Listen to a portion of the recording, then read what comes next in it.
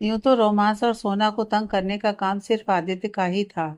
लेकिन जब से सोना को इस बात का एहसास हुआ कि जो सोना आदित्य के लिए महसूस करती है, आदित्य भी उन एहसासों से अछूता नहीं है। कई बार उसके एक्शन में उसके प्यार की झलक दिखती थी, लेकिन सोना को इस बात का डर हमेशा था कि कहीं उसकी आदित्य की हमदर्दी को वो प्यार ना समझ ले। इसलिए हमेशा ही उससे दूर होने की कोशिश करती रहती थी। लेकिन आज बात कुछ और थी। आज आदित्य का प्यार, उसकी परवाह, उसके एहसास शब्दों में झलके थे, जिनका मतलब सोना को बखूबी समझ आया था। भले ही आदित्य ने यह ना कहा हो कि वो उससे प्यार करता है, लेकिन उसका ये कहना कि वो उसे हमेशा अपने पास रखना चाहता है, उसके ये चंद शब्द बहुत कुछ कह गए थे। सोना के एहसास आदित्य पर इस कदर हावी हुए कि एक पल के लिए तो उसका उसे नजरें मिला पाना मुश्किल हो गया था। आदित्य ने जैसे ही उसे देखा, उसकी नजरें खुद ब खुद झुक गईं, जिसे देखकर सोना खिलखिलाकर हंस पड़ी। उसकी हंसी की आवाज से जैसे ही आदित्य ने उसकी ओर नजरें उठाईं, तो वो उसके सामने व्यंग से मुस्कुरा रही थी। लेकिन आज गुस्सा होने या चिढ़ने के बजाय उसके चेहरे पर एक मुस्कुराहट आ गई। उसने तुरंत आगे बढ़कर सोना के माथे पर अपने होंठ रख दिए। दोनों की आंखें सुकून से बंद हो गईं, लेकिन अगले ही पल दोनों की आंखें डर से फैल गईं और हड़बड़ाहट में आदित्य ने सोना को झटके से छोड़ दिया, क्योंकि दोनों अचानक ही एक गहरी आवाज से मुखातिब हुए। तुम दोनों का रोमांस हो गया हो तो क्या मैं अभी ब्रेकफास्ट कर सकता हूँ प्लीज? क्योंकि मुझे बहुत तेज भूख लगी है और आप दोनों का रोमांस देखकर मेरा पेट भरेगा नहीं। यह आवाज सिद्धार्थ की थी, जो न जाने कब से पीछे खड़ा उन दोनों के रोमांस खत्म होने का वेट कर रहा था। उसकी आवाज सुनते ही आदित्य अपने कदम पीछे लेकर अपने माथे पर उंगलियां रगड़ते हुए तुरंत चेयर खींचकर उस पर बैठ गया। लेकिन सोना सोना तो जैसे जम गई थी अपनी जगह पर। उसको तो काटो तो खून नहीं वाली सिचुएशन थी। सिद्धार्थ उसे एक नज़र देखते हुए टेबल की ओर आया और चेयर पर बैठते हुए शरारती लहजे में बोला, अरे क्या हुआ सोना जी, प्लीज आकर बैठिए ना। घबरा क्यों रही हैं आप? अरे आप तो रिंग मास्टर हैं। अभी देखा मैंने कैसे आपने हमारे शेर को भीगी बिल्ली बना दिया। उसकी इस बात से तो सोना को और भी शर्म आने लगी। वो चुपचाप डरी सहमी सी आदित्य के बगल वाली चेयर पर बैठ गई। वहीं आदित्य ने सिद्धार्थ को खा जाने वाली नजरों से देखा, लेकिन जवाब में सिद्धार्थ ने भी बेफिक्री से अपने कंधे उचका दिए। वैसे एक बात तो माननी पड़ेगी, आपने काफी सुधार किया है। सीईओ से सीधा मास्टर से, सिद्धार्थ मुस्कुराते हुए बोला। सोना बस नजरें झुकाए बैठी रही। उसने किसी भी बात का कोई जवाब नहीं दिया। आदित्य सोना को ऐसे डरे सहमे हुए देखकर बात बदलते हुए सिद्धार्थ की ओर देखते हुए बोला, वैसे मिस्टर आहूजा, आपको देखकर लग नहीं रहा कि आपने जो रात में चढ़ाई थी वो अभी उतरी है। आपको अभी आराम करना चाहिए। आज ऑफिस मैं देख लूंगा। उसकी बात सुनते ही सिद्धार्थ की हंसी वहीं सिमट गई। काश ना उतरती तो अच्छा रहता, कम से कम तकलीफ से राहत तो मिलती, इतनी चुभन ना होती। सिद्धार्थ अपने आप में ही धीरे से बोला, लेकिन अगले ही पल खाने का एक बाइट लेते हुए तेज आवाज में बोला, I am sorry for the last night. वो मुझे एक फ्रेंड मिल गया था तो मैंने थोड़ी ज़्यादा पी ली थी। वैसे तुझे तो पता ही है ना कि मैं ड्रिंक नहीं करता। हाँ भाई, मैं भी सोच रहा था कि तू तो ड्रिंक करता ही नहीं है, फिर कैसे ड्रिंक कर लिया, वो भी इतना ज़्यादा? लगता है कोई बहुत खास होगा तभी। वैसे कौन था वो फ्रेंड? आदित्य बोला, एक्चुअली आदि, तू उसे नहीं जानता। वो लंदन से है, अभी कुछ दिन पहले ही आया है यहाँ। तो बस ऐसे ही रास्ते में मुलाकात हो गई। उसने थोड़ा फोर्स किया तो इतने दिनों बाद मिलने की खुशी में थोड़ी ज़्यादा हो गई। बोलते हुए सिद्धार्थ का सब और एक्सप्रेशन में कोई मेल जोल नहीं था। ओह अच्छा, लंदन से है। वैसे लंदन तो मैं भी रहा हूँ काफ़ी साल। कमाल है, मुझे तो कोई इतना खास दोस्त नहीं मिला। But I am happy for you and little bit jealous of that person, क्योंकि मुझे लगता था कि सिर्फ मैं ही तेरा बेस्ट फ्रेंड हूँ, लेकिन तूने आज मेरा दिल तोड़ दिया। धोखेबाज निकला रे तू बेदर्दी। मुझे तो लग रहा था जैसे किसी ने मुझसे मेरा बेस्ट फ्रेंड छीन लिया हो। आदित्य मुंह बनाकर अपने दिल पर हाथ रखकर बोला, जिस पर सिद्धार्थ मुस्कुरा दिया, जिस पर आदित्य भी खिलखिलाकर हंस दिया। दरअसल आदित्य उसे लाइट फील करवाने के लिए यह सब कह रहा था, क्योंकि वो जानता था कि इस वक्त सिद्धार्थ कितना परेशान है, और शायद उसकी जिंदगी में पहली बार था कि सिद्धार्थ ने इतनी बड़ी बात उससे छुपाई। क्योंकि दोनों हमेशा ही, चाहे कितनी ही दूर क्यों ना हो, हर बात एक दूसरे के साथ शेयर करते थे। वहीं सोना कभी आदित्य को देखती तो कभी सिद्धार्थ को। दोनों को देखकर उसके चेहरे पर अनजाने ही एक मुस्कुराहट ठहर गई थी। कितने प्यारे थे वो दोनों, और कितना प्योर था इन दोनों का बॉन्ड। क्योंकि उसने आदित्य को कभी इस तरह ड्रामे करते हुए बात करते नहीं देखा था। वो बहुत सीरियस इंसान था। उसके एक्सप्रेशंस भी बिरले ही दिखाई पड़ते थे। सोना के सामने भी हंसने के नाम पर बस हल्का सा मुस्कुराता था। उसके एक्शंस में उसकी परवाह नजर आती थी, लेकिन उसके शब्द एकदम खाली।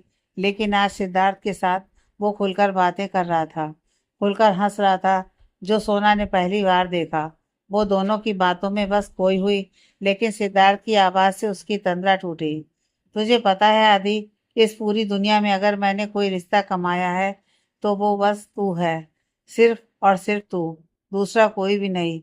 और हाँ, तुझे ज्वेलर्स होने की भी कोई ज़रूरत नहीं है, क्योंकि चाहे जो भी हो, लेकिन हम दोनों हमेशा साथ रहेंगे। मैं खुद से भले ही दूर हो जाऊं, लेकिन तुझसे कभी दूर नहीं हो सकता, ना इस जिंदगी में और ना ही मरने के बाद, क्योंकि तू तो मेरा सोल है। वी आर ट्रू सोलमेट्स, कहकर सिद्धार्थ मुस्कुरा दिया। भाई, उसकी बातें सुनकर सोना की आंखें नम हो गईं। कितना प्यार था दोनों के बीच, बस नजर ना लगे इस जोड़ी को सोचकर सोना भी मुस्कुरा दी। आदित्य ने उठकर सिद्धार्थ को गले लगा लिया। कितनी इमोशनल बातें करता है रे तू।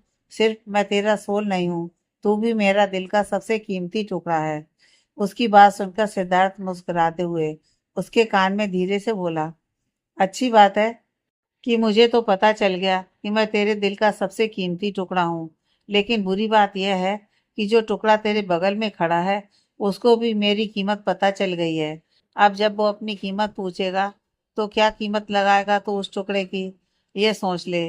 क्योंकि मैं जा रहा हूँ ऑफिस। वो क्या है ना, अपने प्यार को अपने सामने पिटते हुए नहीं देख सकता मैं, सिद्धार्थ बोला, और तुरंत वहाँ हवा की रफ्तार से निकल गया। आदित्य बस उसे देखता रह गया।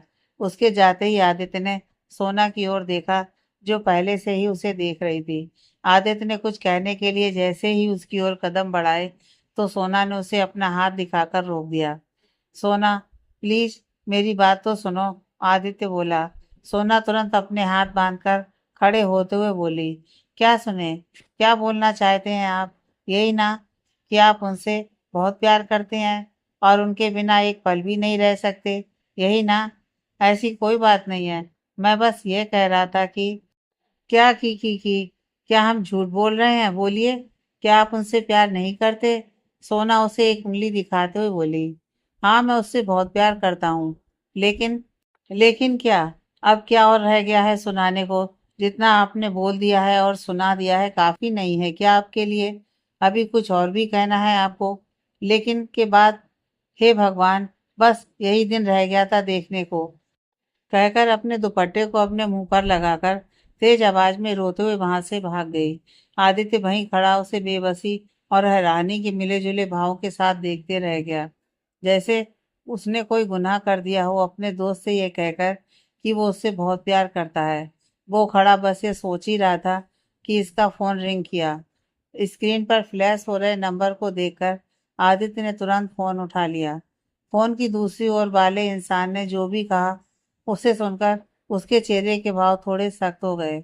वो गहरी और कड़क आवाज में बोला, बात तो मुझे भी आपसे करनी है, मैं बस अभी आ रहा हूँ, आप ऑफिस पहुंचिए, कहकर आदित्य ने फोन रख दिया। उसने एक नज़र सीढ़ियों की ओर देखा, जहां से अभी अभी सोना ऊपर गई थी। एक बार के लिए उसका दिल किया कि उसके पास जाए, लेकिन फिर उसने अपने फोन की ओर देखा। शायद उसका इस वक्त जाना जरूरी था, इसलिए उसके कदम बाहर की ओर बढ़ गए, जबकि उसकी नजरें किसी और दिशा में आगे बढ़ने की चाह लिए हुए थी। वो बाहर आकर जैसे ही अपनी गाड़ी की ओर बढ़ा, वैसे ही पीछे से हॉर्न की आवाज सुनाई दी। उसने पीछे मुड़कर देखा तो सिद्धार्थ अपनी गाड़ी में ड्राइविंग सीट पर बैठा लगातार हॉर्न बजाते हुए उसके सामने आकर रुक गया। चल भाई, आज तुझे मैं छोड़ देता हूँ ऑफिस, सिद्धार्थ बोला। तू अभी तक यहीं खड़ा है? अब तुझे देर नहीं हो रही? थोड़ी देर पहले तो तेरी सारी इम्पोर्टेंट मीटिंग निकली जा रही थी, मुझे अकेले शेरनी की गुफा में छोड़कर यहाँ बैठकर आराम फरमा रहे हैं जनाब। आदित्य चिढ़कर बोलते हुए उसकी गाड़ी में बैठ गया और हाथ से चलने का इशारा किया। उसकी बात पर सिद्धार्थ की हंसी छूट गई। भाई तू कब से डरने लग गया? और वैसे भी छुई मुई सी तो लड़की है वो, क्या ही कर लेगी तेरा? उसकी बात सुनकर आदित्य को थोड़ी देर पहले वाली बात याद आई। कैसे सोना उसे एक उंगली दिखाते हुए डांट लगा रही थी और उसके मुंह से एक शब्द भी नहीं निकला था। यह वही इंसान था जिसके सामने कोई बोलने की हिम्मत नहीं करता था, और यह नाजुक सी लड़की उसे हरदम खाने को दौड़ती है और वो उसके सामने कुछ बोल ही नहीं पाता। लेकिन क्यों? सच ही तो कह रहा था सिद्धार्थ, छुई मुई सी ही तो है, क्या ही कर लेगी उसका? लेकिन फिर भी उसे डरा देती है, और उससे भी बड़ी बात, वो डर भी जाता है। यही सोचकर आदित्य के चेहरे पर हल्की मुस्कुराहट आ गई, जिसे सिद्धार्थ की तेज नजरों ने बखूबी नोटिस किया, जिससे उसके चेहरे पर भी मुस्कुराहट आ गई। तू यही सोच रहा है ना कि तू क्यों डरता है उससे, जबकि वो सच में तेरा कुछ भी नहीं बिगाड़ सकती फिर भी? सिद्धार्थ बोला। आदित्य ने उसे हैरानी से देखा, जैसे कह रहा हो तू दिमाग भी पढ़ सकता है क्या? उसके देखने से सिद्धार्थ मुस्कुराते हुए बोला, तू इसलिए डरता है उससे क्योंकि तू प्यार करता है उससे, और वो तुझसे इसलिए नहीं डरती क्योंकि वो प्यार करती है तुझसे। कहकर उसने आदित्य की ओर एक आईब्रो उठाकर देखा। अच्छा लब गुरुजी, जब प्यार में मैं उससे डर सकता हूँ तो वो क्यों नहीं डर सकती मुझसे? आदित्य ने भी उसी की भाषा में अपने कंधे उचकाते हुए सवाल किया। शायद वो अपने सवाल से सिद्धार्थ को क्लीन बोल्ड करना चाहता था। वो इसलिए क्योंकि मर्द सिर्फ उससे डरता है जिससे वो प्यार करता है, और औरत सिर्फ उससे नहीं डरती जिससे वो प्यार करती है। Okay mister? सिद्धार्थ के जवाब ने भी साबित कर दिया कि वो भी इस खेल का पुराना खिलाड़ी है, इतनी आसानी से मात खाने वालों में से नहीं है। और आदित्य बाबू भले ही तेज दिमाग रखते हो, लेकिन प्यार के मामले में उनका एक्सपीरियंस सिद्धार्थ के सामने कुछ भी नहीं। सिद्धार्थ के जवाब ने शायद आदित्य को एक अनकहा सा सुकून पहुंचा दिया था, क्योंकि यह सुनना कि उसकी सोना भी उससे प्यार करती है वाकई में बहुत सुकूनदेह था। और इसकी गवाह थी उसकी मुस्कुराहट, जो उसके चेहरे से हटने का नाम ही नहीं ले रही थी। वैसे पता है आदि, आज कुछ बहुत नया हुआ है। सिद्धार्थ बोला। क्या नया हुआ है आज? यही कि आज तूने कोई बहाना नहीं दिया कि नहीं मैं उससे प्यार नहीं करता, शायद मैं उसे पसंद करता हूँ और उससे भी मैं श्योर नहीं हूँ। शायद मुझे उसके साथ सिंपैथी है इसलिए मैं उसकी केयर करता हूँ। और सिद्धार्थ आदित्य की एक्टिंग करते हुए बोल रहा था। वो आगे कुछ और बोलता, उससे पहले ही आदित्य उसकी बात बीच में काट कर बोला, आई लव हर। मैं प्यार करता हूँ उससे, और ये कोई अट्रैक्शन या सिंपैथी नहीं है, ये एक फीलिंग है जिससे मैं और भागना नहीं चाहता। I love her, I accepted. Aditya एक ही सांस में सब बोल गया। वहीं सिद्धार्थ ने अपनी गाड़ी में जोरदार ब्रेक लगाए, जिससे उसका सिर सामने डैशबोर्ड में लगते लगते बचा। वो आदित्य को मुंह फाड़ कर देख रहा था, जैसे उसने कोई भूत देख लिया हो, या उसे यकीन ही ना हो कि सामने बैठा इंसान आदित्य है। सिद्धार्थ ने अपनी एक उंगली से आदित्य के माथे को, फिर उसकी बाजू को टच किया और धीरे से खोई हुई आवाज में बोला, सपना तो नहीं लग रहा है ये? फिर क्या है, समझ नहीं आ रहा है? आदित्य की ओर अपना हाथ बढ़ाते हुए, प्लीज मुझे चुटकी काटना। आदित्य ने तुरंत जोर से उसके हाथ पर चुटकी काट दी, जिससे वो तुरंत उछल पड़ा। ओ माय गॉड, मारेगा क्या? ओ गॉड, मेरा तो सच में मोए मोए हो गया। मतलब तू सच में यह बात अपने होशो हवास में एक्सेप्ट कर रहा है कि तू उससे प्यार करता है? यस, आदित्य ने छोटा सा जवाब दिया। और तूने उसे बताया ये सब? कोशिश की थी, लेकिन उसने सुना नहीं। आदित्य मायूस होते हुए बोला, थैंक गॉड नहीं सुना उसने, वरना एक बार फिर से मेरा मोह मोह हो जाता। सिद्धार्थ अपने दिल पर हाथ रखकर एक गहरी सांस लेते हुए बोला, व्हाट इज दिस नॉनसेंस मोय मोय? आदित्य बार बार एक ही वर्ड सुनकर चिढ़ गया, जिसका मतलब उसे नहीं पता था। इसका मतलब मत सुनिए, ये नई जनरेशन का वर्ड है, आपको समझ नहीं आएगा अंकल। सिद्धार्थ भी नहले पर दहला देते हुए बोला, शट अप। उसने नहीं सुना, यह बात कोई खुश होने वाली बात नहीं है। आदित्य बोला, बेशक खुश होने वाली बात नहीं है, लेकिन किसी लड़की को ऐसे ही मुंह उठाकर प्यार का इजहार कर देना जरूर दुख की बात है। थोड़ा समय की नजाकत को समझिए जनाब। अगर आप यही सब बातें उसके लिए कुछ अच्छे तरीके से उसे स्पेशल फील करवा कर कहेंगे तो उसकी खुशी रिकॉर्ड करने लायक होगी। सिद्धार्थ बोलते हुए कुछ पुरानी यादों में खो गया। लंदन, एक लड़की रेड कलर का ऑफ शोल्डर इवनिंग गाउन पहने थी, जो उसके एक थाई से ओपन था। उसके पैरों में ट्रांसपेरेंट हील पहना था, जो उसके पैरों को और भी खूबसूरत बना रहा था। मेकअप के नाम पर उसने बस डार्क रेड कलर की लिपस्टिक लगाई थी। कानों में एक बड़ी इयररिंग्स, बीच की मांग के साथ स्ट्रेट हेयर जो उसने पीछे डाले हुए थे, जिससे उसके क्लीवेज तक खुला हुआ था। इन सबसे ज्यादा था उसका कॉन्फिडेंस, जो उसे और भी ज्यादा खूबसूरत बना रहा था। वो इतनी सुंदर लग रही थी जैसे आसमान से उतरी हुई कोई परी हो। अपनी गाड़ी के बाहर खड़ी बार बार किसी को फोन लगा रही थी, लेकिन बार बार दूसरी तरफ वाला इंसान फोन काट रहा था, जिसे देखकर वो झल्लाते हुए पैर पटकते हुए बोली, तुम्हारी हिम्मत कैसे हुई मेरा फोन काटने की? एक तो मुझे खुद इनवाइट किया और खुद ही मेरा फोन काटे जा रहा है। ओ गॉड, मैं क्या करूं इस लड़के का? बस मुझे एक बार मिल जाए, फिर वो हाल करूंगी कि सपने में भी अगली बार मुझे परेशान करने की हिम्मत नहीं होगी। फिर अपनी घड़ी देखते हुए, बस 1 मिनट में तुमने मुझे वापस कॉल नहीं किया तो मैं यहाँ से चली जाऊंगी, और फिर तुम्हारी खैर नहीं, कहकर वो तुनक कर खड़ी हो गई। अभी कुछ सेकंड ही बीते थे कि उसका फोन रिंग हुआ। उसने स्क्रीन पर शो हो रहे नाम को देखा और तुरंत फोन काट दिया। फोन फिर से बजा, उसने फिर से काट दिया।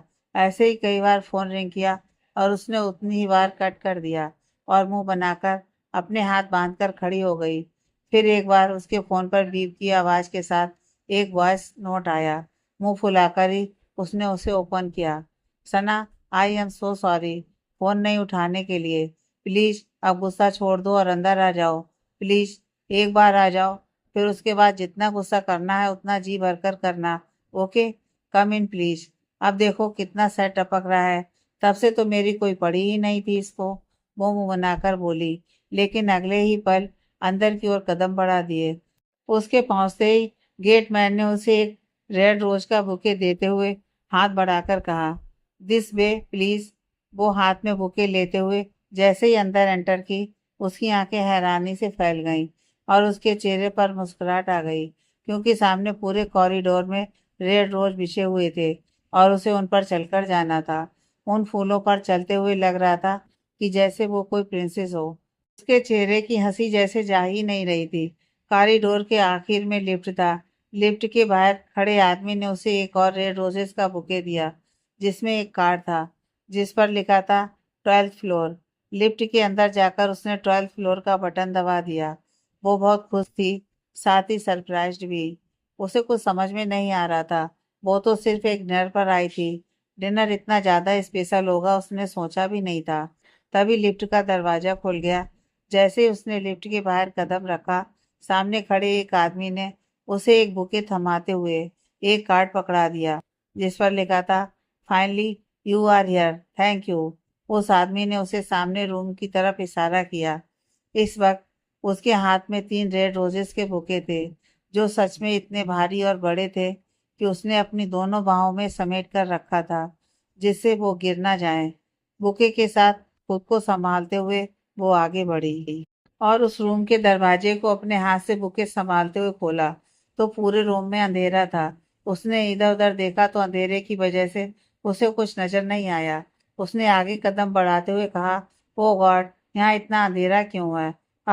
जैसे ही वो आगे बढ़ी, वो किसी सख्त चीज से टकरा गई और उसका पैर स्लिप हो गया। जैसे ही वो गिरने को हुई, तो सख्त बाहों ने उसे अपने घेरे में लेते हुए गिरने से बचा लिया। उसकी आंखें वहीं बंद हो गईं। कुछ पल बाद जब उसे एहसास हुआ कि वो गिरी नहीं है, तो उसने धीरे से अपनी आंखें खोली। पूरा कमरा रोशनी से भरा हुआ था और सामने एक जोड़ी आंखें उसके चेहरे पर टिकी हुई थी। सिद्धार्थ बहुत धीमी आवाज में उससे बोला, जिसे सिर्फ उसने सुना। जैसे ही दोनों की नजरें एक दूसरे से चार हुई, उलझ कर रह गईं एक दूसरे की आंखों में। सिद्धार्थ की नजरें थम गईं उसके मासूम चेहरे पर। फिर बहुत करीब थे दोनों के चेहरे, सांसें टकरा रही थी आपस में। लेकिन अगले ही पल सनाया ने अपनी नजरें फेर ली, जिससे सिद्धार्थ ने भी एक गहरी सांस लेकर उसे वापस खड़ा कर दिया। सिद्धार्थ ने उसे एक बार फिर नजर भरकर देखा। उसकी प्यारी आंखें, छोटी सी शार्प नोज, उसके सुर्ख लाल होंठ जो हल्के हल्के हिल रहे थे, उसकी गर्दन पर वो काला तिल, शायद भगवान ने ही उसे नजर से बचाने के लिए बनाकर भेजा था। उसके नीचे सनाया ने तीनों बुकों को ऐसे पकड़ रखा था जैसे वो कोई बेशकीमती चीज हो। जिसे देखकर सिद्धार्थ के चेहरे पर मुस्कुराहट आ गई, क्योंकि वो अभी गिरने वाली थी, लेकिन उसने उन बुकों को नहीं गिरने दिया। ये बहुत छोटी सी चीज थी, लेकिन सिद्धार्थ के लिए अनमोल था।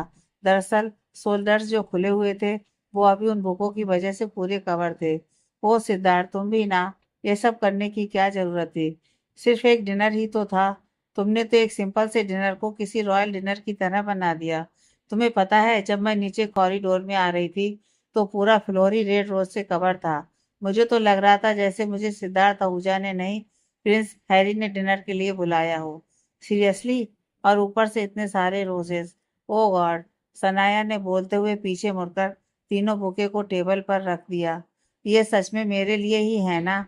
अभी भी उसकी बैग सिद्धार्थ की ओर थी। उसकी बात पर सिद्धार्थ ने हैरानी से उसे देखा और अपने मन में बोला, वाह! मैं कल से पागल हुआ जा रहा था अरेंजमेंट के चक्कर में, और यहाँ मैडम को यकीन ही नहीं हो रहा कि ये सब उनके लिए है। अगले ही पल जैसे ही सनाया मुड़ी, उसे देखकर सिद्धार्थ की नजरें थम गईं, क्योंकि अब सनाया उसके ठीक सामने थी और उसकी ड्रेस का आगे का हिस्सा क्लीवेज तक पूरी तरह विजुअल था। सिद्धार्थ की मुट्ठियां कस गईं। वो आगे एक कदम लेकर एक गहरी सांस लेकर खुद को शांत करते हुए बोला, सना, ये ड्रेस पहनने की क्या जरूरत थी? तुम कुछ और भी तो पहन सकती थी। ओ प्लीज सिद्धार्थ, तुम भी क्या ओल्ड स्कूल बातें करते हो? क्या प्रॉब्लम है इस ड्रेस में? कितनी सुंदर तो है। वो तुम्हें यहाँ आते हुए सबने देखा इस ड्रेस में? सिद्धार्थ ने उसके कंधे को पकड़ते हुए कहा, हालांकि उसने उसे ज्यादा जोर से नहीं पकड़ा था। हाँ, सबने देखा था तो क्या हुआ? एक सेकंड, कहीं तुम्हें ऑफ शोल्डर की वजह से तो नहीं कह रहे हो? ओ प्लीज, देखने दो सिद्धार्थ। अब मैं हूं ही इतनी खूबसूरत, तो लोगों का देखना तो बनता है। वो अपनी एक उंगली से अपने बाल उड़ाते हुए एटीट्यूड के साथ बोली। सिद्धार्थ अपने दोनों हाथों को उसके कंधे से ऊपर करते हुए उसकी गर्दन को एक हाथ से पीछे से आहिस्ता पकड़कर और दूसरे हाथ से उसकी कमर को पकड़कर अपने करीब खींचते हुए, जिससे वो दोनों एक दूसरे से सट गए। सिद्धार्थ उसके चेहरे पर हल्की फूंक मारने लगा, जिससे सनाया की आंखें बंद होने लगीं। वो बिल्कुल उसके होठों के करीब आकर बोला, सही कहा तुमने, बहुत खूबसूरत हो तुम, लेकिन लोगों का देखना नहीं बनता तुम्हें। ये हक नहीं है उन्हें, बिल्कुल भी नहीं। और इस तरफ देखने का हक तो बिल्कुल भी नहीं है लोगों को।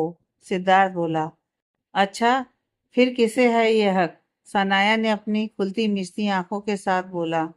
सिद्धार्थ हल्का नीचे झुका और उसकी गर्दन के उस तिल पर अपने होंठ रखकर बोला, मुझे है, सिर्फ मुझे। सिर्फ मैं देख सकता हूँ तुम्हें आधे अधूरे कपड़ों के साथ और बिना। वो अपनी बात बीच में ही छोड़कर चुप हो गया। सिद्धार्थ ने उसे छोड़ा और दो कदम पीछे होकर नीचे जमीन पर घुटनों के बल बैठ गया, जिससे सनाया की आंखें बड़ी हो गईं। सिद्धार्थ ने अपने कोट की पॉकेट से रेड रोज निकाला और उसके सामने बढ़ाते हुए बोला, I love you Sana, I love you so so much, I love you more than my life. Sanaya ये सब सुनकर एक पल को शॉक्ड रह गई, क्योंकि वो दोनों सिर्फ एक अच्छे दोस्त थे। Siddharth, are you sure? क्योंकि हम दोनों अच्छे दोस्त हैं और हमारे बीच कभी ऐसी बात नहीं हुई। फिर आज अचानक कैसे? सनाया बोली, अचानक नहीं है ये सब। मुझे पहली नजर में प्यार हो गया था तुमसे, एंड आई नो तुम भी मुझसे प्यार करती हो, वरना मैं तुम्हें कभी प्रपोज ना करता। सनाया सनाया ये सुनकर चौंक गई, क्योंकि ये बात सच थी कि वो सिद्धार्थ को पसंद करती थी, लेकिन उसने कभी कहा नहीं, क्योंकि उसे नहीं पता था कि वो भी उसे पसंद करता है। सिद्धार्थ की बात सुनकर सनाया ने मुस्कुराकर उसके हाथ से रोज ले लिया और चुपचाप खड़ी रही। सिद्धार्थ ने उसे हैरानी से देखा और खड़े होकर बोला, अरे तुम भी बोलो कुछ, ऐसे कैसे चलेगा? अच्छा, क्या बोलूं? सनाया ने रोज उसके सिर पर मारते हुए कहा।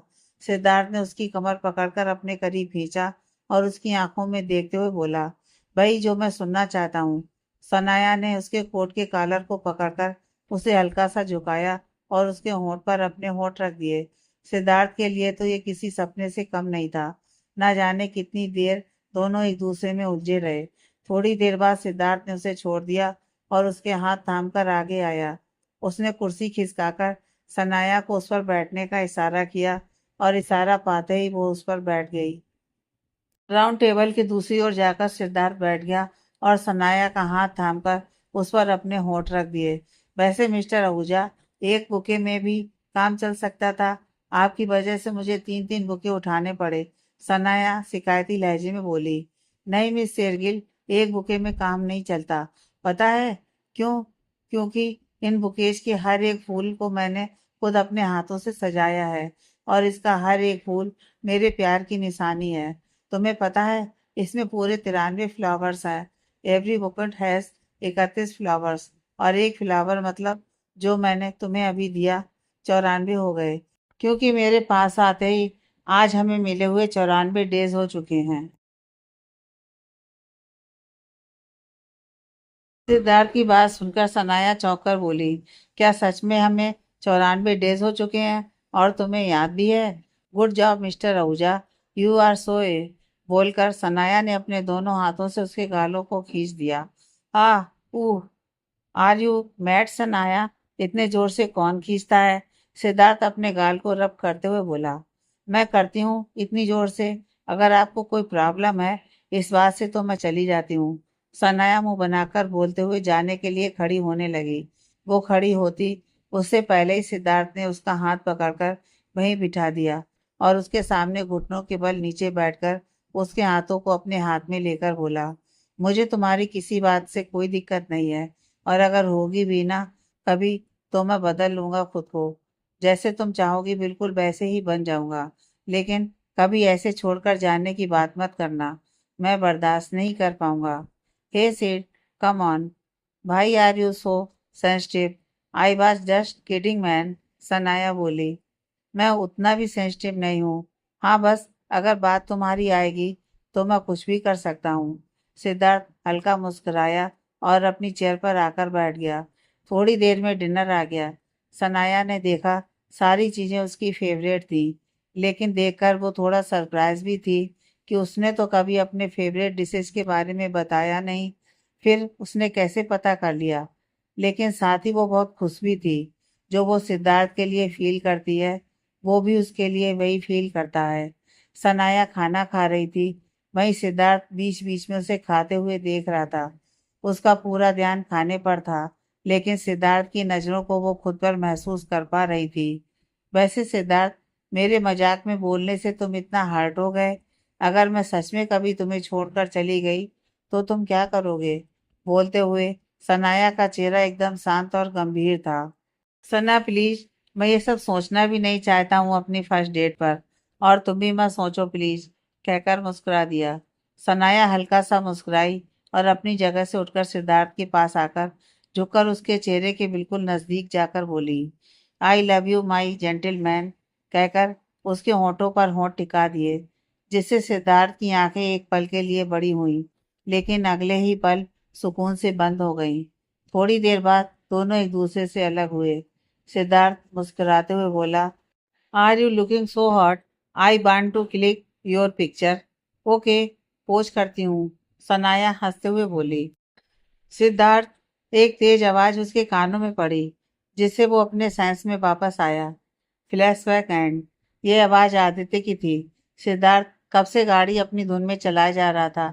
वो अपने ऑफिस से 2 किलोमीटर आगे निकल आए थे। आदित्य के चिल्लाने से उसने गाड़ी रोकी और आसपास देखते हुए बोला, ये किधर आ गए हम? यहाँ से हमारा ऑफिस कहाँ चला गया? कल तक तो यहीं था। उसकी बचकानी सी बात पर आदित्य ने उसे घूर कर देखा और उसके सिर पर जोर से थप्पड़ लगा दिया, और वैसे ही गुस्से में घूरते हुए गाड़ी से बाहर निकला और दूसरी साइड आकर उसका डोर ओपन करके सिद्धार्थ की सीट बेल्ट निकालकर उसे खींचते हुए गाड़ी से बाहर निकाल दिया। सिद्धार्थ उसे बस हैरानी से देख रहा था। आदित्य खुद ड्राइविंग सीट पर बैठा और सीट बेल्ट लगाते हुए बिना सिद्धार्थ की ओर देखकर बोला, अगर तुझे चलना है तो चुपचाप आकर अंदर बैठ जा, वरना यहीं छोड़कर चला जाऊंगा। सिद्धार्थ बिना कुछ बोले चुपचाप गाड़ी में आकर बैठ गया, क्योंकि उसे पता था उसके ख्यालों की वजह से ये हुआ है। ये लड़की पास हो तो भी पागल करती है, और अब नहीं है फिर भी मुझे पागल बना रही है। I just hate this girl. Office Aditya का केबिन। वो अपनी चेयर पर बैठा किसी से फोन पर बात कर रहा था। आपने मुझे सुबह बोला था कि आप आ रही हैं, लेकिन 4 घंटे हो गए हैं, आप अभी तक नहीं आई हैं। आपकी वजह से मैंने अपने 3 मीटिंग कैंसिल किए हैं और सिर्फ इसलिए यहाँ बैठा हूँ ताकि आपसे बात कर सकूं। मैं सिद्धार्थ नहीं हूँ जिसे आप जब चाहेंगी जैसे चाहेंगी यूज करेंगी और फिर छोड़कर चली जाएंगी। मिस सेरियल, आदित्य अवस्थी नाम है मेरा। जो मेरे साथ खेलने की या झूठ बोलने की जुर्रत भी करेगा ना, वजूद मिटा दूंगा मैं उसका। और इस वक्त आप मुझे भी यूज कर रही हैं। झूठ बोला आपने मुझसे कि मिस्टर अवस्थी प्लीज, मैंने आपसे कोई झूठ नहीं बोला है। हाँ, मैं मानती हूँ कि कुछ बातें छुपाई हैं मैंने आपसे, लेकिन सिर्फ इसलिए क्योंकि मैं नहीं चाहती थी कि वो किसी को भी पता चले। कुछ ऐसे मोमेंट होते हैं लाइफ में जिसे आप सिर्फ अपने पार्टनर के साथ ही शेयर करना चाहते हैं। अगर आपने किसी से प्यार किया होगा तो आप जरूर समझेंगे। झूठ सच का मुझे नहीं पता है, वो आप डिसाइड कर लीजिए। मैं सिर्फ इतना जानती हूँ कि मैं सिद्धार्थ से प्यार करती हूँ और उसे किसी भी कीमत पर उसे पाकर ही रहूंगी, चाहे आप मेरा साथ दें या ना दें। और हाँ, एक और बात सुनिए, मैंने ना कभी सिद्धार्थ को यूज किया और ना ही आपको, इसलिए दोबारा मेरा वजूद मिटाने की धमकी मत दीजिएगा। मैं भी सनाया शेरगिल हूँ, मेरा वजूद इतना कमजोर नहीं है। फोन की दूसरी ओर से सनाया की आवाज आई, जो एक सांस में यह सब बोल गई। आदित्य का यह कहना कि उसने यूज किया उन दोनों का उसे झिंझोड़ गया था अंदर तक, क्योंकि प्यार उसने भी किया था, तकलीफ में वो भी जी रही थी, लेकिन वो इतनी कमजोर नहीं कि किसी की धमकियां सुने। सनाया ने इतना कहकर फोन काट दिया। वहीं दूसरी ओर आदित्य ने भी फोन को सामने टेबल पर पटक दिया। शाम 7 बजे आदित्य मीटिंग रूम से बाहर निकला। वैसे ही उसका फोन रिंग हुआ। उसने तुरंत फोन उठा लिया। उसके डैड का कॉल था। हेलो आदि बेटा, आपने मुझे फोन किया था, कुछ जरूरी काम था क्या बेटा? मैं जरा बिजी था, कॉल बैक किया तो आपके मैनेजर ने बताया कि आप मीटिंग में हैं। विनय जी बोले। हाँ डैड, मुझे आपको एक बहुत इम्पोर्टेंट बात बतानी है। इनफैक्ट पूरी फैमिली को ही बताना है। आप कब तक आ रहे हैं घर? आदित्य ने कहा। हम लोग रास्ते में हैं, थोड़ी देर में पहुंच जाएंगे, विनय जी का जवाब आया। अवस्थी मेंशन। लगभग 1 घंटे बाद आदित्य घर आया। जैसे ही उसने घर में एंटर किया, सामने हॉल में घर के सभी सदस्य मौजूद थे, क्योंकि उसने पहले ही फोन पर विनय जी को बता दिया कि वो बहुत इंपॉर्टेंट बात बताने वाला है, जिसके लिए घर के सभी सदस्यों को वहां मौजूद रहना बहुत जरूरी है। आदित्य ने इधर उधर नजरें दौड़ाई, उसे सोना दिखाई नहीं दी। आदित्य ने अंदर आकर सभी के पैर छुए। तभी अरमान आया और झट से उसके गले लगकर उसकी गोद में चढ़कर उसकी कमर पर अपने पैर लपेट लिए। उसकी इस हरकत से आदित्य गिरते गिरते बचा। वहीं उसकी बचकानी हरकत पर सभी की हंसी निकल गई। भाई, पता है कितना मजा आया वहां? अगर आप आते तो और भी मजा आता। हम लोगों ने आपको बहुत मिस किया है ना दादी? अरमान बोला। हाँ किया था मिस, लेकिन तेरी तरह बेताल नहीं बने हम देखते ही, दादी हंसते हुए बोली। तो बाकी सब भी साथ में हंस दिए। सब हंस रहे थे, लेकिन आदित्य का चेहरा अभी भी गंभीर था। उसे समझ में नहीं आ रहा था कि कहाँ से शुरुआत करे और क्या कहे, क्योंकि जो बात वो इस वक्त बताना चाह रहा था उसे सुनने के लिए सभी कब से लालायित थे, खासकर विनय जी। आदित्य जानता था जब विनय जी को सच्चाई पता चलेगी तब शायद वो खुद को संभाल नहीं पाएंगे, क्योंकि ना जाने कब से उन्होंने अपने अंदर एक अपराध बोध पाल रखा है और सभी चीजों का जिम्मेदार वो खुद को समझते हैं। आदित्य बस सोच ही रहा था कि कहाँ से शुरुआत करे। तभी विनय जी की आवाज आई। आदि बेटा, आपने बोला था कि कुछ इम्पोर्टेंट बात करनी है आपको, लेकिन जब से आए हो एक शब्द नहीं बोला है आपने। कुछ हुआ है? किसी बात से परेशान हो? बोलते हुए उनकी बातों में परवाह नजर आ रही थी। जी डैड, मेरे पास कहने के लिए बहुत कुछ है आज, लेकिन शब्दों की कमी है। दरअसल मुझे समझ में नहीं आ रहा है कि कहाँ से शुरू करूं। आदित्य बोला। जहां से मन करे वहां से शुरुआत कर दो आदि बेटा। एक बार बोलना शुरू करोगे तो शब्द भी खुद ब खुद अपना रास्ता ढूंढ ही लेंगे, दादी जी ने आदि की ओर देखते हुए कहा। उनकी बात सुनकर आदित्य ने एक गहरी सांस ली और अपनी जगह से खड़े होते हुए बोला। मुझे लगता है कोई और भी है जिसका यहाँ होना बहुत जरूरी है, क्योंकि उसके बिना ये सब अधूरा है। कहते हुए उसने अरमान की ओर कुछ इशारा किया। उसके इशारे को समझते हुए अरमान तुरंत वहां से निकल गया। सभी लोग हैरानी से देख रहे थे, क्योंकि किसी को समझ में नहीं आ रहा था कि वो किस शख्स के बारे में बात कर रहा है। कुछ मिनट ही हुए थे कि अरमान आकृति और सोना को लेकर वहां आ गया। आदित्य ने एक नजर सोना को देखा, जो पहले से ही उसे देख रही थी। आदित्य ने तुरंत अपनी नजरें फेर ली, क्योंकि वो जानता था कि जो वो कहने जा रहा है उसका सबसे ज्यादा असर जिन दो लोगों पर पड़ने वाला है वो दोनों ही उसके दिल के सबसे करीब हैं। उनका रिएक्शन क्या होगा, बस यही सोचकर उसके दिल में हलचल मच रही थी। इस बार बिना कुछ बोलते हुए उसने सामने टीवी पर एक पेन ड्राइव लगा दिया। सभी लोग चुपचाप बैठकर बस टीवी की ओर निहार रहे थे। कुछ पल बाद टीवी पर फ्लैश हो रहे फोटोज को देखकर सब हैरान रह गए। आदित्य आकर विनय जी के पास बैठ गया। उसे मालूम था कि इस वक्त उन्हें संभालने की जरूरत पड़ेगी। वहीं सोना के पास आकृति बैठी थी। फोटोज देखकर सोना की आंखें फटी की फटी रह गईं और उसकी आंखों के कोरों से आंसू लुढ़ककर उसके गालों पर बहने लगे। दरअसल सामने स्क्रीन पर सोना के डैड की फोटोज, जिनमें से कुछ में विनय जी साथ थे, सोना के बचपन की फोटो थे। ऐसे ही लगभग 20 फोटोज अब तक स्क्रीन पर फ्लैश हो चुके थे, लेकिन सभी सोना के बचपन के ही थे। विनय जी का हाल भी कुछ ऐसा ही था। उनमें से ज्यादातर फोटोज ऐसे थे जो उनके जाने के बाद के थे। वो अपनी फैमिली के साथ खुश नजर आ रहे थे, जिन्हें देखकर विनय जी के साथ सभी लोगों की आंखों में आंसू थे। दादी जी को रोते हुए देख हर्षिता जी और अक्षिता जी ने उनके कंधे पकड़कर उन्हें थाम लिया।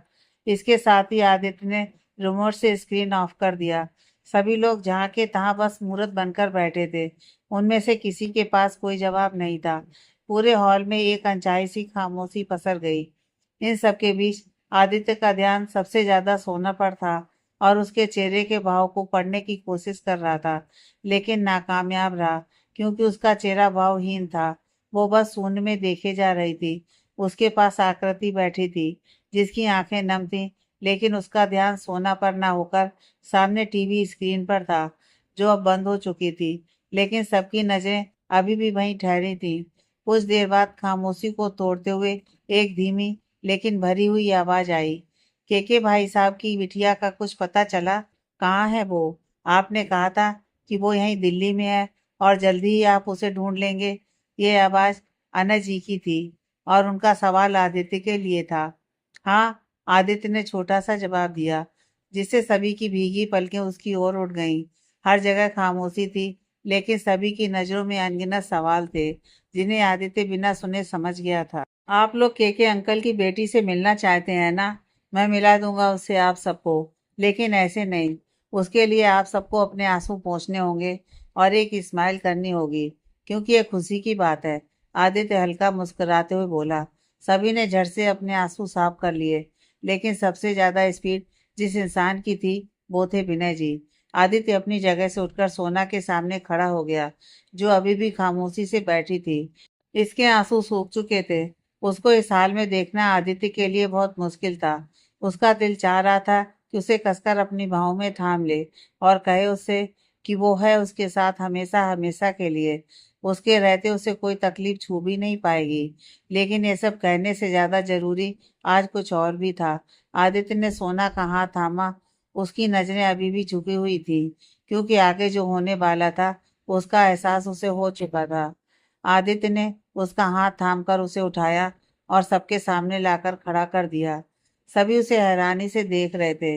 ये रही के अंकल की बेटी, आपकी सोना डैड, आदित्य ने नम आंखों से कहा। विनय जी के हाथ पैर ठंडे पड़ गए। थोड़ी देर पहले जिन आंसुओं को रोकने की भरपूर कोशिश की ताकि वो उससे मिल सके, उन आंसुओं ने आंखों के बांध को तोड़कर बेतासा बहना शुरू कर दिया। विनय जी के पैर में जैसे जान ही नहीं बची थी। उन्होंने सोफे के सपोर्ट को पकड़कर उठने की कोशिश की। तभी अनय जी ने उन्हें सहारा देकर उठा दिया। विनय जी भारी कदमों से सोना के सामने आए और अपने दोनों हाथ जोड़कर उसके सामने खड़े हो गए, जहां सोना पहले से ही अपनी नजरें झुकाए खड़ी थी। हमें माफ कर दीजिए बच्ची, आपके गुनहगार हैं हम। हमारी वजह से आपको और आपके परिवार को इतनी तकलीफ से गुजरना पड़ा। लेकिन हम सच कहते हैं, एक दिन भी हमारी जिंदगी का ऐसा नहीं गया जब हमने आपके पिता के बारे में ना सोचा हो। काश हमने आपको पहले ढूंढ लिया होता तो आप इतनी तकलीफों से ना गुजरती। सोना ने विनय जी के दोनों हाथों को पकड़कर नीचे करते हुए नम आंखों से उनकी ओर देखते हुए नामे सिर हिलाया। विनय जी ने उसे झट से अपने गले से लगा लिया। सोना भी किसी बच्चे की तरह उनके सीने से लिपट गई और फपक कर रो पड़ी। ना जाने कितने दिनों के बाद सोना को पिता के साय का एहसास हुआ था। उसका रोना लाजमी था। अपने पापा की बहुत लाडली थी वो। वहीं विनय जी की बरसों पुरानी तलाश आज पूरी हो चुकी थी। अपने दोस्त को खोने का गम उन्हें आज भी था, लेकिन आज उसी दोस्त की बेटी को उसके पिता के प्यार का एक और पिता के रूप में उसकी जिम्मेदारी निभाने का निर्णय जो उन्होंने किया था, वो सोच आज उनका पहला कदम बढ़ चुका था। अरे भाई, सारा प्यार तू ही लुटा देगा तो हम क्या करेंगे? हमें भी मौका दो, हमारी भी बेटी है। दादी जी मुंह बनाते हुए बोली, जिससे सभी के चेहरे पर मुस्कान आ गई। बिल्कुल सही कहा आपने माँ, हर्षिता जी बोली। अरे लीजिए, बाप बेटी अच्छे से मिल भी नहीं पाए कि लोगों को तकलीफ भी होने लगी। बिना जी सोना के गले में हाथ डालते हुए बोले। हर्षिता जी और रक्षिता जी ने बारी बारी सोना को गले लगाया और उसके माथे को चूम लिया। अन्ना जी ने इसे गले लगाकर उसके सर पर हाथ रखकर आशीर्वाद दिया। दादी ने भी सोना को गले लगाया और उसके माथे को चूमते हुए बोली, मुझे तो हमेशा से लगता था कि कोई अपनी ही ये बच्ची है, वरना इतनी जल्दी कौन इतना प्यार दे सकता है किसी को। आकृति आकर सोना के गले लग गई। बिल्कुल सही कहा आपने दादी, आज ना मैं सबसे ज्यादा खुश हूँ। मुझे हमेशा लगता था कि कहीं सोना चली ना जाए, लेकिन अब वो कहीं नहीं जाएगी। आई एम सो हैप्पी। ओए अक्कू की बच्ची, इस बात से सिर्फ तू ही खुश नहीं है, मैं भी बहुत खुश हूँ। पर मैं बस तेरी तरह चीख कर चिल्लाकर सबको ये नहीं बताता कि मैं उससे प्यार करता हूँ। सो ऑफ गर्ल। अरमान ने आकृति को सोना से अलग कर दिया और खुद उसके गले लग गया। पूरे परिवार में एकदम से खुशी का माहौल बन गया। सब खुश थे, सब उसे बहुत प्यार कर रहे थे। उसके चेहरे की मुस्कुराहट बढ़ती ही जा रही थी। सब बिजी थे एक दूसरे में, लेकिन इन सबसे अलग आदित्य बस सबको खुश होते हुए देख रहा था। उसकी नजरें सोना के चेहरे पर टिकी थी। वो बस उसे ऐसे ही खुश देखना चाहता था। उसके डैड के चेहरे की वो हंसी जो ना जाने कितने दिनों बाद उनके चेहरे पर आई थी, जिसे देखने के लिए वो तरस गया था। शायद वो आज सुकून की नींद सो पाएगा। सोना के लिए सबका इतना प्यार देखकर वो इतना खुश था, जिसे बयान करना बहुत मुश्किल था। वो इसी सोच में गुम था कि एक आवाज उसके कानों में पड़ी। भाई, सोना जी को सबने अपने गले लगाया और उनको वेलकम किया ऑफिसली हमारी फैमिली में, बस आपको छोड़कर। क्या आप खुश नहीं हो? अरमान अपनी हरकतों से बाज न आते हुए बोला। उसकी इस बात पर आदित्य ने उसे घूरते हुए देखा। वहीं सोना उसकी बात से थोड़ा सहम गई, लेकिन इसका अरमान पर कोई असर नहीं हुआ। ओ अरमान प्लीज, तू चुप कर जा। ये सब जो हो रहा है ना, वो सब भाई की ही वजह से हुआ है। तो भाई क्यों खुश नहीं होंगे? आकृति आदित्य की साइड लेते हुए बोली। तू चुप कर मोटी, भाई की चमची है तू। अगर भाई इतने ही खुश हैं तो बता क्यों नहीं लगाया उन्होंने अभी तक मेरी ब्यूटीफुल गोल्डन गर्ल को अपने गले? आगे की बात उसके गले में ही अटक गई, क्योंकि आदित्य ने सोना को झट से गले लगा लिया। उसके ऐसा करने से सोना भी हैरान रह गई। अगले ही पल आदित्य धीरे से उसके कान में बोला, मैं अपने रूम में जा रहा हूँ, अगले 5 मिनट में मुझे तुम वहां चाहिए हो। उसने ऐसे ऑर्डर दिया जैसे वो पूरा हक रखता हो उस पर। अरमान के साथ साथ सभी घर वाले शॉक्ड रह गए, क्योंकि आदित्य से उन्हें यह सब उम्मीद ही नहीं थी कि वो सोना को गले लगाएगा। आदित्य ने सोना को तुरंत छोड़ दिया। उसने ऐसे रिएक्ट किया जैसे उसने ऐसा अरमान के कहने पर किया। उसने नजर अरमान को देखा, जो हैरान था। उसे लगा कि वो सबके सामने आदित्य को परेशान करेगा, लेकिन हर बार की तरह इस बार भी उसका भाई जीत गया। ओके मम, मैं अपने रूम में जा रहा हूँ, आप सब लोग भी आराम कीजिए। लंबा रास्ता तय करके आए हैं आप लोग। आकृति तुम दादी को उनके रूम में छोड़ दो, कहकर आदित्य सीढ़ियों की ओर बढ़ गया। आगे की कहानी नेक्स्ट पार्ट में।